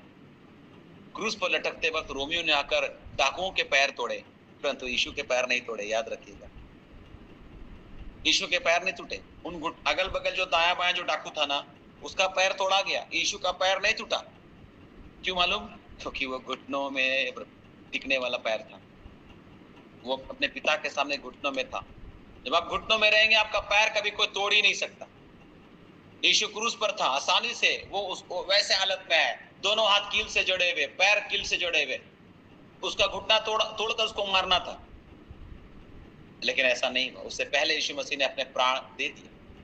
दोनों डाकू का पैर तोड़ करके मारा गया। क्रूस की मृत्यु में जल्दी मौत नहीं आती है, बहुत दिन तक कभी कभी तड़पते रहेंगे क्रूस पर। लेकिन जब सूबेदार देखा कि ये जल्दी इसकी मौत हो गई, आश्चर्य किया, सचमुच ये परमेश्वर का पुत्र था। मेरे प्रियो, जब आप घुटनों में रहेंगे आपके पैर कभी तोड़े नहीं जा सकते। उन डाकुओं का पैर को तोड़ दिया गया, लेकिन यीशु के पैर को नहीं तोड़ा गया, क्योंकि वो समर्पित पैर थे। समर्पित पैरों को कोई भी तोड़ नहीं सकता है। हालेलुया। समर्पित पैर उसको कोई भी तोड़ नहीं सकता है। और ये प्रार्थना का जीवन है। प्रेरित 7:60 में घुटने टेकने के विषय में लिखा है। प्रेरित 7 उसका 60। मृत्यु से पहले स्तिफनुस ने अंत में घुटने टेककर प्रार्थना की। साधारणतः जब एक व्यक्ति बहुत पीड़ा में होता है तब वो घुटने टेककर प्रार्थना करना नहीं, परंतु लेट कर मरना चाहेगा। लेकिन भी स्तिफनुस प्रार्थना कर रहा है घुटने टेककर। वो मरने वाला है, ऐसा लेट करके नहीं, प्रभु ऐसा नहीं बोल रहा है। उस समय भी मेरे प्रियो घुटने टेक रहा है। इसलिए एक अर्थ में हम कह सकते हैं मेरे प्रियो कि प्रथम शहीद जो है स्तिफनुस की प्रार्थना में वध किए जाने वाले स्थान का अनुभव था। स्तिफनुस वध किए जाने का अनुभव प्रार्थना में वध किए जाने वाले स्थान का अनुभव था स्तिफनुस का प्रार्थना का जीवन। प्रार्थना एक वध होने का अनुभव है, एक बलि होने का, एक कुर्बान होने का, एक कष्ट उठाने का, एक तकलीफ उठाने का, एक वेदना का, एक हृदय की वेदना का, एक आंसुओं का, एक संघर्ष का, एक लड़ाई का जगह है। प्रार्थना कोई आराम या मोहकता हो यूं प्रार्थना करें फ्रेश खत्म सब कुछ ठीक हो जाएगा, नहीं। बहुत रोना पड़ेगा, बहुत रोना है मेरे प्रियो, बहुत रोना है। स्तिफनुस जब मरा मेरे प्रियो, वो प्रार्थना में वध किया गया, और इसके पहले हम देखते हैं कि उसने स्वर्ग को खुला हुआ और मनुष्य के पुत्र को परमेश्वर के दाहिनी ओर खड़ा देखा। यदि हम घुटने टेककर प्रार्थना करने का अनुभव है, यदि हमें घुटने टेककर प्रार्थना करने का अनुभव है, तो हमें महिमा में दर्शन और प्रकाशन प्राप्त होंगे। स्तफनुस के शत्रु जो उसे पथरवा करके मार डालने पर थे, उन्होंने उसके चेहरे को सरदूत का सा देखा था। आप पढ़ लीजिएगा पूरा 7 अध्याय को। सरदूत का सा, वह शांत, स्वच्छ, मधुर और सुंदर। वाओ, ये है प्रार्थना का जीवन। प्रार्थना का जीवन का मतलब ये नहीं कि एकदम घबराहट, एकदम तड़प रहे, एकदम अजीब नहीं। ये मरने पर है, आप सोच सकते हैं ये मरने पर है, लेकिन उसका चेहरा शांत, स्वच्छ, मधुर और सुंदर। ये प्रार्थना का जीवन है। प्रार्थना का जीवन का मतलब चिंता नहीं, प्रभु क्या करी, वो चिंता नहीं है। एक रोना अलग होता है। देखिए, प्रार्थना में रोना 2 प्रकार का होता है, आप ऐसे भी कई लोग जानते हैं, है ना। प्रार्थना में वेदनाओं के साथ प्रार्थना एक अलग बात होता है। और कुछ लोग बस ऐसे बोलते बोलते रो जाते हैं, प्रभु सच में मेरे पास नौकरी नहीं है, प्रभु नौकरी दे दे, उसके लिए रो रहा है। समझ रहे? प्रार्थना का विषय भी तो नौकरी ही है, उसमें रो रहा है, चंगाई के लिए रो रहा है वो, है ना। कहां पर और किस बात को कैसे प्रार्थना करना है, अभी तक हम लोग में से कई लोग को पता नहीं। जो घुटने टेक कर प्रार्थना करते हैं वे सरदूत की नाई मधुर और शांत रहेंगे। बता दे रहे आपको, प्रार्थना का जीवन, सरदूत का चेहरा आपको बना दिया जाएगा। आप सरदूत के तुल्य, सरदूत की जैसा दिखाई देंगे मेरे प्रियो। लेकिन अभी प्रार्थना करने के बाद लोग कैसे दिखाई दे रहे हैं? प्रार्थना करने के बाद सरदूत नहीं दिखाई देते, प्रार्थना करने के बाद भूत दिखाई देते हैं। एक आंटी प्रार्थना से उठी और उसका बेटा सो रहा था, और उसके बाद जैसे वो प्रार्थना से उठी और बोलने लगी, अरे सुअर का बच्चा उठ, अभी तक सोया हुआ है ना, अभी तक सोया हुआ है, पूरा दुनिया जाग गया, तुम अभी तक सोया हुआ है, सुअर का बच्चा उठ। वाओ है ना। हमारी प्रार्थना के बाद हमारा व्यवहार कैसा है? प्रार्थना एक बलिदान है मेरे प्रियो, जहां आपको कई बातों, कई गुस्सा को बलिदान करना पड़ेगा, कई क्रोध को बलिदान करना पड़ेगा, कई अहंकार को बलिदान करना पड़ेगा, कई घमंड को बलिदान करना पड़ेगा, कई सवाल को बलिदान करना पड़ेगा, कई और बहुत सारी चीजों को आपको बलिदान करना पड़ेगा, कई लालसाओं को बलिदान करना पड़ेगा, क्योंकि प्रार्थना बलिदान है। धूप वेदी, धूप प्रार्थना, वेदी बलिदान का स्थान, वध का स्थान, है ना। स्तफनुस के जीवन से हम क्या सीखते हैं मेरे प्रियो? घुटने टेककर प्रार्थना करने वालों का अंत जो है महिमामय होगा। स्तफनुस का अंत महिमामय हुआ, क्योंकि वो स्वर्ग को खुला हुआ देखा। हालेलुया। कितना प्रकार का बात को मैंने आपको बताया कि घुटने टेकर प्रार्थना करने में एक विशेष आशीष और विशेष सामर्थ्य है। घुटने टेकर प्रार्थना करने के द्वारा सबसे बड़ी जय मिलती है। जो घुटने टेकर प्रार्थना करते हैं वे पूरी मंडली और पूरी कलीसिया के लिए आशीष का कारण होते हैं। जो घुटने टेकर प्रार्थना करते हैं उस स्वर्गदूत आकर के उसको बलवंत करते हैं। जो घुटने टेकर प्रार्थना करने का अनुभव रखता है वो महिमा में दर्शन और प्रकाशन प्राप्त करेंगे। जो घुटने टेकर प्रार्थना करते हैं स्वर्गदूत की नाई मधुर और शांत रहेंगे, और जो घुटने टेकर प्रार्थना करेंगे उसका अंत भी महिमामय होगा। घुटने टेकर बाइबल पढ़ने में विशेष आशीष है। हमें प्रभु से विशेष प्रकाशन प्राप्त होंगे घुटने टेकर जब बाइबल पढ़ते हैं। कुछ लोग बोलते हैं अरे भैया शरीर का अवस्था ज्यादा महत्वपूर्ण नहीं है। नहीं, ये समर्पण को दिखाता है, ये समर्पण को दिखाता है। आपके सर में बाल रखना, जो है ना, बाल पर जो है चुन्नी रखना, ये आदर सूचक है। जूता खोल करके प्रार्थना करना, ये आदर सूचक है। ये लोग बोलते हैं अरे ये लोग तो प्रार्थना में भी जूता खोल ये करता है। हम लोग, कुछ लोग बोलते हैं नहीं मेरा तो आत्मा तैयार होना चाहिए। नहीं, बहुत बार ये सारी चीजों का भी मायना है। खैर, अभी इस विषय पर हम नहीं जा रहे हैं। हम आपको बताना चाहते हैं परमेश्वर के निकट आए। धूप वेदी अति पवित्र स्थान के बहुत निकट रखी थी। जो धूप वेदी जो था ना, वो महापवित्र स्थान के सबसे निकट रखी हुई थी। समझ रहे बात? बहुत सारे पात्र वहां पर है, लेकिन धूप वेदी एकदम निकट। भेंट की रोटी की मेज उत्तर दिशा में है। भेंट की रोटी की जो मेज है, मेल मिलाप वाला तंबू का आप स्टडी करेंगे, आप गूगल में सर्च कीजिएगा, वो उत्तर दिशा में है। और दीवट जो है वो दक्षिण की ओर थी। हमने दीवट के बारे में भी लास्ट स्टडी में देखा था, 22वां पार्ट में। दीवट, उसका जो पोजीशन था मेल मिलाप वाला तंबू में दक्षिण था, और जो मेज था भेंट की रोटी जिसमें रखा जाता था वो मेज उत्तर दिशा में था। लेकिन धूप वेदी एकदम निकट में रखा गया था, एकदम निकट। हालेलुया। जहां पर प्रायश्चित का ढकना है, जहां पर प्रायश्चित का ढकना है। हमने पिछले अध्ययन में सब कुछ अध्ययन करवा दिया है।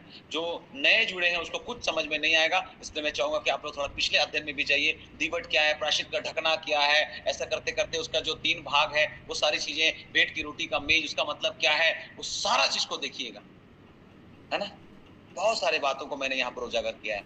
जो सच में प्रार्थना में विनती करते हैं वे प्रायश्चित ढकने के बहुत निकट है। जिनके पास सच में प्रार्थना जीवन है वो प्रभु के समीप रहते हैं। ये उसका अर्थ है, ये उसका अर्थ है मेरे प्रियो। प्रार्थना का जीवन प्रभु के समीप वो है, वे महापवित्र स्थान, अति पवित्र जीवन बिता सकते हैं क्योंकि वो उसके निकट है। एक अति पवित्र आत्मिक जीवन के लिए हमें प्रभु के बहुत समीप होना चाहिए। हमारा गहरा प्रार्थना जीवन होना चाहिए। शैतान ये जानता है, इस कारण वह क्या करता है, वह कैसे भी हमारे प्रार्थना करने में रुकावट पैदा करता है, हमें रोकना चाहता है।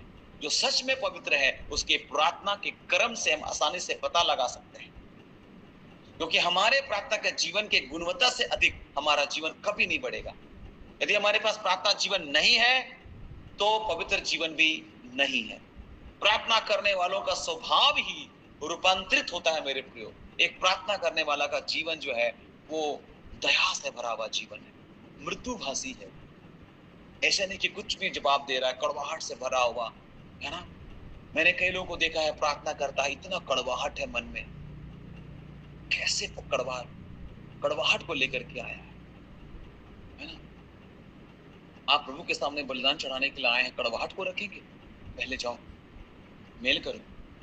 कड़वाहट अगर आप है, आपके अंदर है, आपकी प्रार्थना रुक रही है क्योंकि कड़वाहट है। अगर कड़वाहट रहेगा आपकी प्रार्थना रुक जाएगी मेरे प्रिय। किसी भी प्रकार का कड़वाहट नहीं, किसी भी बात को लेकर के नहीं, किसी व्यक्ति विशेष के बारे में नहीं, किसी भी भाई बहन के बारे में नहीं। ये ऐसा वो ऐसा, प्रभु न्याय करे। लिखा है बाइबल में, जो निर्बल है उसको अपनी संगति में ले लो, निर्बलताओं की निर्बलता को सह लो, उसके विषय में विवाद मत करो। प्रभु न्याय करेगा क्योंकि स्वर्ग उसका स्वर्गदूत उसको देखता है। क्या जाने प्रभु उसको उठाए, किसी का गिरना उसका उठना उसके स्वामी से संबंध रखता है। सावधान है। एक गहरा प्रार्थना जीवन क्या है? शायद आप एक दिन में अनेक घंटा प्रार्थना करते हैं, अनेक घंटा, परंतु ये गहरा प्रार्थना जीवन नहीं होता है। घंटों प्रार्थना बिताना प्रार्थना का जीवन नहीं होता है। आप उपवास रखते और प्रार्थना करते होंगे, परंतु ये भी गहरा प्रार्थना जीवन नहीं है। आप बोलेंगे तो क्या होता है? एक गहरे प्रार्थना जीवन को दूसरे शब्दों में पर्वत की चोटी कहा जाता है मेरे प्रियो। पर्वत की चोटी का प्रार्थना जीवन हम कह सकते हैं। एक गहरा प्रार्थना का जीवन होता है पर्वत की चोटी का प्रार्थना जीवन, पर्वत की चोटी का प्रार्थना जीवन। जब मूसा पहाड़ की चोटी पर जाकर वहां 40 दिन और 40 रात तक रहा, तब वहां परमेश्वर के सम्मुख में उसका प्रार्थना जीवन कैसा था? आपको बताना चाहते हैं, मूसा से अधिक परमेश्वर ने बातें की, मूसा से अधिक परमेश्वर ने बातें की। इस कारण हम परमेश्वर से बातें करने से बढ़कर प्रभु का हमसे अधिक बात करना ही एक प्रार्थना का जीवन, एक गहरे प्रार्थना का जीवन है। कहने का मतलब है मूसा ने कम बातें की, परमेश्वर ने ज्यादा बातें की। हमारी प्रार्थना में हम ज्यादा बात करते हैं, परमेश्वर को तो मौका ही नहीं देते हैं बात करने का, है ना। हमारी प्रार्थना में फटर फटर फटर फटर फटर फटर फटर फटर फटर आमीन 2 घंटा किए हम प्रार्थना, लेकिन हमारी प्रार्थना में परमेश्वर को बात करने का मौका कितना मिला? क्योंकि प्रार्थना हम लोग सब जानते हैं कि वार्तालाप है, बातचीत है। तो बातचीत का मतलब 2 आदमी का बातचीत है, आप और परमेश्वर। बातचीत तो इसी को बोलते हैं ना। बातचीत का मतलब ये नहीं ना है कि आप रामू से मिले और रामू कैसे हो, क्या कर रहे हो आजकल, अरे कहाँ हो, दिखाई नहीं देते हो, और कैसा माँ बाप तुम्हारा कैसा, क्या काम चल रहा है, अरे आजकल नौकरी क्या कर रहे हो, बस खत्म, अच्छा ठीक है हम चलते हैं। तो आदमी बोलेगा भैया ये हमसे बात करने के लिए आया था कि क्या करने के लिए आया था? कभी कभी हम प्रार्थना में हम अपना सारा बात रगड़ रगड़ रगड़ रगड़ बोल के समाप्त कर दे रहे हैं और हम परमेश्वर से सुनते नहीं है। तो वार्तालाप इसको थोड़ी बोलते हैं, ये बातचीत करना थोड़ी हुआ है। बातचीत में कुछ हम कहें कुछ वो कहे। हम अपने विषय में 2 घंटा प्रार्थना कर रहे हैं, उपवास कर रहे हैं 2 घंटा, लेकिन हम कभी भी परमेश्वर से सुनने की कोशिश नहीं कर रहे हैं। मेरे प्रियो आप गौर कीजिएगा उस जगह का, जो पहाड़ की प्रार्थना मूसा वाली, परमेश्वर ने मूसा से कहा इसे हम कई बार पढ़ सकते हैं। वहां पर परमेश्वर ने मूसा से कहा, परंतु मूसा ने परमेश्वर से कहा ये केवल कुछ ही बार लिखा हुआ है, यानी मूसा ने वहां कम बातें की, परमेश्वर ने वहां ज्यादा बातें की। हमारी प्रार्थना में आप कम बात करिए, परमेश्वर को ज्यादा बात करने दीजिए ना, उसकी बात को ज्यादा सुनिए। प्रार्थना का मतलब केवल बड़ बोलना नहीं होता है। प्रार्थना का मतलब परमेश्वर से सुनना होता है। भैया वार्तालाप करिए, बातचीत, ये गहरा प्रार्थना का जीवन है। हमारा प्रार्थना जीवन इस स्तर से बहुत नीचे है। यह इसलिए नहीं है कि प्रभु हमसे बातें नहीं कर रहा है, परंतु परमेश्वर हमसे बात करने का, हम परमेश्वर को बात करने का मौका ही नहीं देते हैं। जैसे हम बिस्तर से उठते हैं, प्रभु हमसे बातें करना चाहता है। बिस्तर पर रहते समय भी प्रभु हमसे बातें करना चाहता है। मेरे प्रियो, हमें पर्वत की चोटी की प्रार्थना के अनुभव के लिए अपने आप को सौंप देना चाहिए। जैसे परमेश्वर ने मूसा को पहाड़ की चोटी पर बुलाया, यीशु हमें सिय्योन पर्वत की ओर बुला रहा है। सिय्योन पर्वत की ओर बुला रहा है। सिय्योन पर्वत, परमेश्वर ने सीनै पर्वत पर मूसा से की हुई बातों से बढ़कर वहां परमेश्वर हमसे और भी बड़ी और मधुर बातें करना चाहता है। तो प्रार्थना में परमेश्वर को बात करने का मौका दीजिए। प्रार्थना में तो हम ही बात किए जा रहे हैं।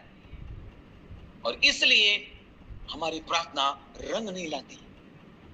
जब यूसुफ मिस्र का प्रधानमंत्री बना, तब उसके भाई 2 बार अन्न मोल लेने के लिए वहां पर आए। दोनों बार यूसुफ ने उन्हें मुफ्त में अनाज दिया, मुफ्त में। उसने उन्हें महल में आमंत्रित किया और उन्हें अच्छा भोजन और कई उपहार दिए, परंतु उस समय तक वो नहीं जानते थे कि ये प्रधानमंत्री उनका भाई है, ये जो प्राइम मिनिस्टर उसका भाई है। इस कारण उत्पत्ति 37 से आप 44 अध्याय तक अगर आप पढ़ेंगे तो हम उसके भाइयों को अधिकांश समय यूसुफ से बातें करते हुए देखते हैं। अधिकांश, है ना, उसके भाइयों को अधिकांश समय यूसुफ से बातें करते हुए हम लोग देखते हैं। यूसुफ ने बहुत कम बातें की, परंतु 45 अध्याय में हम यूसुफ को अपने आप को उन पर प्रकट करते हुए देखते हैं। और उस समय से लेकर यूसुफ भाइयों से अधिक बातें करने लगा और उसके भाई कम बातें करने लगे। जब हम सच में अपने यीशु को जानते हैं, जैसे हम उसके साथ रहते हैं, उनके साथ संगति रखते हैं, तब वह हमसे अधिक बातें करने लग जाएगा और हम कम बात करेंगे। जहां कम बात होता है वही परमेश्वर का सामर्थ होता है। जहां आप ज्यादा बात करते हैं वहां पर आप फंस जाते हैं। जहां अधिक बात होता है वहां अपराध होता है। हम अपनी बात को ही रखे जा रहे हैं प्रार्थना में। सुनिए प्रभु तू क्या कह रहा है, प्रार्थना में सुनो।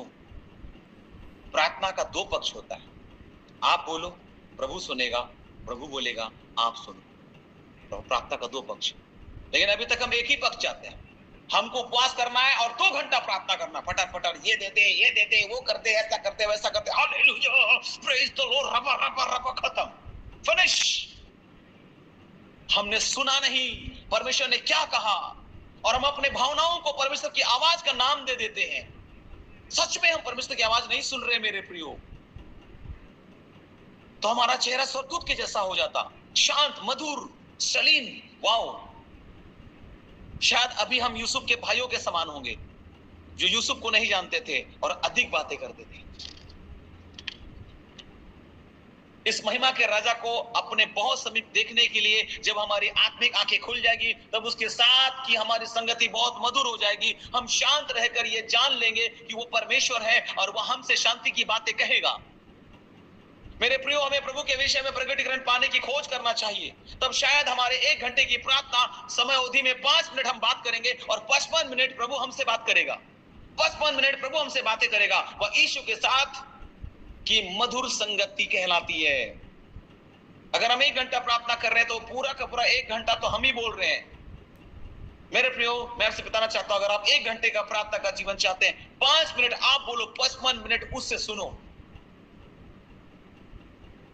इस बात को सीखना पड़ेगा कैसे सुना जाता है। जिसके कान है वो सुन ले परमेश्वर का आत्मा कलीसिया से क्या कह रहा है। परमेश्वर के सामने अपने आप को खाली करो मेरे प्रियो। हमें वेदनापूर्ण प्रार्थना में अपने प्राण, अपने जीवन को उंडेल देने के लिए तैयार रहना चाहिए। हमारा घमंड और हमारे अपवित्र स्वभाव हमें प्रार्थना में अपने जीवन को उंडेल देने के लिए शायद नहीं छोड़ेंगे, शायद ही हमको नीचे ढकेल देगा। कर्ज में रहने वाले विधवा से एलिया ने सारे खाली पात्रों को ले आने के लिए बोला। एलिया ने बोला सारे खाली पात्र लेकर के आओ। उसके पास घर में केवल थोड़ा सा तेल था। वह बहुत कर्जे में थी, जिसका वो कर्जदार थी। वह उसके बच्चों को गुलाम जिसका वो कर्जदार थी उसके बच्चे को ले जाने वाले थे। परमेश्वर के जन ने उससे कहा द्वार बंद करके उन सब बर्तनों में तेल उंडेल देना। दूसरा राजा में लिखा हुआ ये बात 4 अध्याय में। ये उस गहरे प्रार्थना जीवन की एक छाया है मेरे प्रियो। इसका मतलब क्या है पता है? द्वार बंद करके बर्तन ले आओ, खाली बर्तन ले आओ। मैं आपको बताना चाहता हूं कि द्वार बंद करने का अर्थ है व्यवधान उत्पन्न करने वाले सभी तत्वों से मुक्त होकर सारे रुकावटों को दूर कर देना। कभी कभी हम प्रार्थना में घुटने टेकते होंगे, परंतु हमारे मन भटक रहे होंगे। हम खाली नहीं है, हम भरे हुए ऑलरेडी। व्यवधान उत्पन्न करने वाली सारी बातों को बाहर कर अपने हृदय को उंडेल देना चाहिए मेरे प्रियो। उंडेल देना अपने आप को खाली करने को दिखाता है। उंडेलना, प्रार्थना में उंडेलने का मतलब क्या है? खाली हो जाओ, खाली हो जाओ। लेकिन हम खाली नहीं है। जब उस स्त्री ने अपने आप को खाली किया तब सारे बर्तन भर दिए गए। हालेलुया। जब आप अपने आप को खाली करेंगे, आप जो परमेश्वर का बर्तन है आप भर दिए जाएंगे। हम तो ऑलरेडी कितना चीज से भरे हुए हैं। तो प्रभु बोला हम कहां डालें? ये तो ऑलरेडी भरा हुआ है। हमारे पास अनेक खाली बर्तन है मेरे प्रियो। कई लोग खाली है, उनके पास शांति नहीं है, आशा नहीं है, उद्धार भी नहीं है। हमें खाली बर्तनों के पीछे जाकर उन्हें ले आने की आवश्यकता नहीं है, वे आप ही हमारे पास आएंगे। जीवन इतना खाली है, कोई आशा नहीं, आनंद नहीं, जीवन में कोई उद्देश्य नहीं, वो सब खाली बर्तन है मेरे प्रियो। हम इन खाली पात्रों को किससे भरना चाहिए? प्रभु के आनंद, उसके अनुग्रह, उसकी शक्ति इत्यादि से। यदि खाली पात्र भर दिए जाते हैं तो हमें अपने आप को उंडेल कर प्रार्थना में अपने आप को परमेश्वर के आगे खाली करना आवश्यक है। यदि हम परमेश्वर के आगे अपने आप को खाली करते हुए उसके सम्मुख अपने आप को उंडेल देते हैं तो हम अपने आसपास के सारे पात्रों को परमेश्वर के तेल से भरा हुआ देखेंगे। परमेश्वर का तेल कैसे आएगा? आप खाली नहीं है, आप खाली है ही नहीं। आप कई सोचों से भरे हुए हैं, कई नेगेटिविटी, कई नकारात्मक, कई ईर्ष्या, कई जलन, कई चुगली, कई केवल स्वार्थपूर्ण बातों से, लालसाओं से हम खाली है ही नहीं। कहां तेल आएगा बताइए? कहां परमेश्वर का अभिषेक आएगा बताइए? परमेश्वर का तेल कैसे आएगा? तो परमेश्वर के सामने अपने आप को खाली करो। ये धूप वेदी वही दिखाता है मेरे प्रियो। वेदी पर धूप सदा जलती रहती थी, पता है आपको? वेदी पर ये जो धूप है ये सदा जलती रहती थी। वेदी पर धूप सदा जलती रहती थी। इसका मतलब क्या होता है? ये निरंतर प्रार्थना में लगे रहने को दिखाता है। प्रार्थना का मतलब केवल मांगते रहना नहीं होता है। नित्य प्रार्थना करना, हिवाब नहीं छोड़ना। तो मतलब क्या रोजे रोज हम उसी बात को मांगते रहे? नहीं। प्रार्थना का मतलब मांगते रहना नहीं होता है। प्रार्थना का मतलब सुनते रहना होता है, क्योंकि प्रार्थना बातचीत है परमेश्वर से।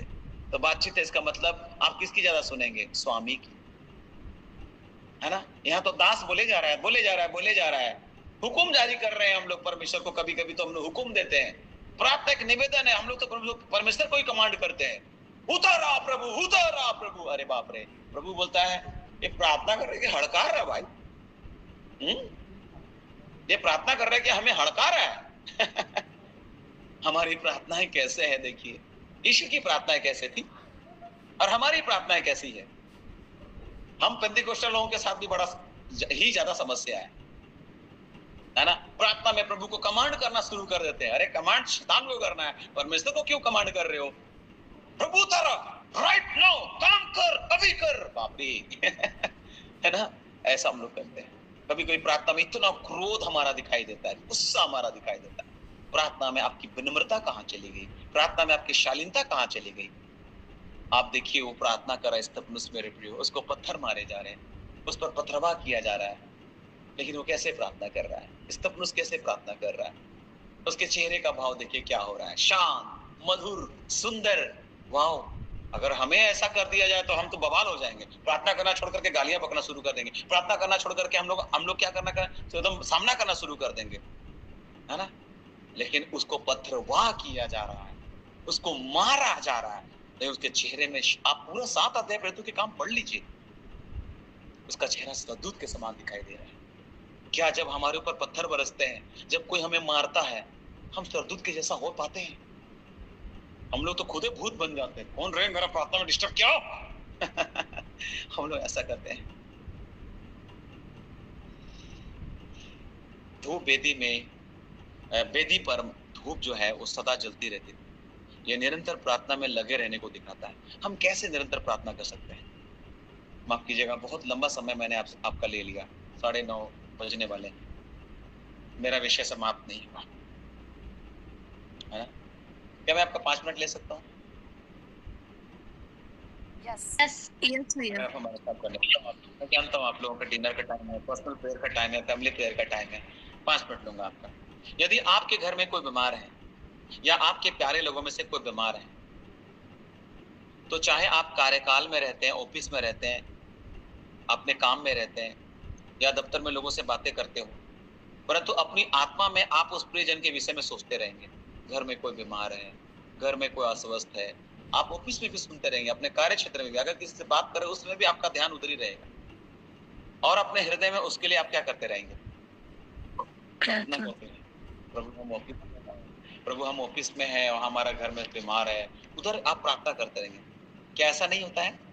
होता है या नहीं होता है? यस, बिल्कुल ऐसा होता है। आपकी आत्मा, आपका हृदय और आपका ध्यान उस बीमार व्यक्ति पर होगा जो घर पर है। आप ऑफिस में है लेकिन आपका ध्यान उधर रहेगा। अगर आपका बच्चा वहां बीमार है या बुजुर्ग माता पिता या कोई भी, आपका ध्यान वहां चला जाएगा। यही प्रार्थना की आत्मा या प्रार्थना के प्रति मनोवृत्ति रखना है मेरे प्रिय। चाहे कुछ भी हो जाए, आपका ध्यान वहां रहना है, प्रार्थना में रहिए। चाहे हम बहुत कठिन काम कर रहे हो या चलते हो या दौड़ते हो, हमारी आत्मा प्रभु के साथ मिल जाना चाहिए। हमारी आत्मा में प्रार्थना या धन्यवाद चलते रहना चाहिए। यही निरंतर प्रार्थना है। निरंतर प्रार्थना ऐसा नहीं कि एकदम पूरा एकदम सब कुछ छोड़ छाड़ करके एकदम बैठ गए। प्रार्थना निरंतर चलते रहना चाहिए। यदि हमारी आत्मा परमेश्वर के साथ मिल जाती है, तो चाहे हम सो रहे हो, हमारी आत्मा प्रार्थना की संगति में प्रभु के साथ बातें करते रहेगी। तब रात की नींद के पश्चात जब हम सुबह उठेंगे तो हमें ऐसा महसूस होगा मानो हम पूरी रात प्रार्थना कर रहे थे, अपने बाप से बात कर रहे थे। परमेश्वर का ताजा करने वाला उपस्थिति पूरी रात हमको भरता रहेगा। चाहे आप पूरे दिन व्यस्त हो और आपको उठकर प्रार्थना करने के लिए समय ना हो, तो भी आपकी आत्मा प्रभु के साथ मिली हुई और उससे बात करती रहनी चाहिए। प्रभु के सम्मुख का अभ्यास है ना। रसोई घर में काम करते समय, बर्तन धोते या सफाई करते समय परमेश्वर के सम्मुख का अभ्यास करता है मेरे प्रियो। ये प्रभु के सम्मुख का अभ्यास। कुछ भी हम कर रहे हैं, हम आत्मा में जुड़े हुए बात कर रहे हैं, उसका हृदय सच में परमेश्वर के साथ मिला हुआ था। बहुत कुछ है लेकिन समय अब हमको इजाजत नहीं दे रहा है ना।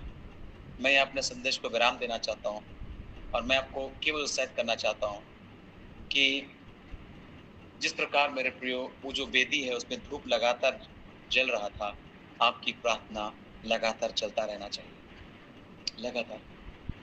और प्रार्थना में आपका चेहरा स्वर्गदूत के जैसा हो जाए, मेरी तो यही प्रार्थना है। आज बहुत सारे लोग प्रार्थना करते हैं लेकिन उनका चेहरा स्वर्गदूत के समान नहीं दिखाई देता। हम क्रोधित हो जाते हैं, हम गुस्सा हो जाते हैं, है ना। जब कोई मेरी बात नहीं मानता है, हम गुस्सा हो जाते हैं। दुष्ट तो यही चाहता है कि हम गुस्सा करें। क्रोध मनुष्य को खा जाता है मेरे को। हार मत मानिए, जीत आपकी ही। हालेलुया। यहोवा निसी है ना, यहोवा निसी है ना। हम कभी नहीं हारेंगे क्योंकि हमारा परमेश्वर यहोवा निसी है। हालेलुया। कमी घटी नहीं होगी क्योंकि हमारा खुदा यहोवा यिरे है। अशांति नहीं होगी क्योंकि हमारा खुदा यहोवा शालूम है। बीमारी नहीं रहेगी क्योंकि यहोवा राफा है हमारा परमेश्वर। हम अकेले कभी नहीं होंगे क्योंकि यहोवा क्षमा है। हम पराजित कभी नहीं होंगे क्योंकि यहोवा निसी है। हालेलुया। ये याद रखिए। यहाँ अपने संदेश को विराम देता हूँ। आशा करता हूँ धूप वेदी को आप समझ गए होंगे। धूप वेदी, वेदी बद्ध का स्थान, धूप प्रार्थना। प्रार्थना एक कुर्बानी है। कई बार आपको कुर्बान होना पड़ेगा और कुर्बानी में कष्ट होता है, तकलीफ होता है, वेदना होता है। आपकी प्रार्थना जीवन में भी आएगा और जब ये हो रहा है इसका मतलब है आपका प्रार्थना जीवन अच्छा है। जहाँ आपको वेदनाओं का सामना करना पड़ रहा है, जहाँ आपको वध होना पड़ रहा है, कुर्बान होना पड़ रहा है, बहुत सारी चीजों को आपको कुर्बान करना पड़ रहा है, प्रार्थना एक बलिदान है। प्रभु आप सबको बहुतायत के साथ आशीष दे। और भी थोड़ी बातें थी लेकिन समय अब इजाजत नहीं देता है। यहाँ मैं अपने संदेश को विराम देता हूँ। आशा करता हूँ कि आपने कुछ बातों को जरूर समझा होगा। प्रभु आप सबके साथ हो। आज की रात आपके लिए मुबारक रात हो और कल का दिन आपके लिए मुबारक दिन हो। इसी प्रार्थना के साथ मैं अपने अध्ययन को यहाँ समाप्त करता हूँ। प्रभु आप सबके संग बाकी समय भाई मध्यस्थ का हाफिज होता हूँ। अगर आपको हमारी शिक्षा अच्छी लगी तो आप अपना कमेंट भी कर सकते हैं, या अगर आप बोलना चाहते हैं तो जरूर बोल दीजिए। प्रभु आपको बहुत आशीष करे। Thank you so much. जय मसीह, प्रेज द लॉर्ड, शालोम, शुभ रात्रि, अच्छी रात हो आपके लिए।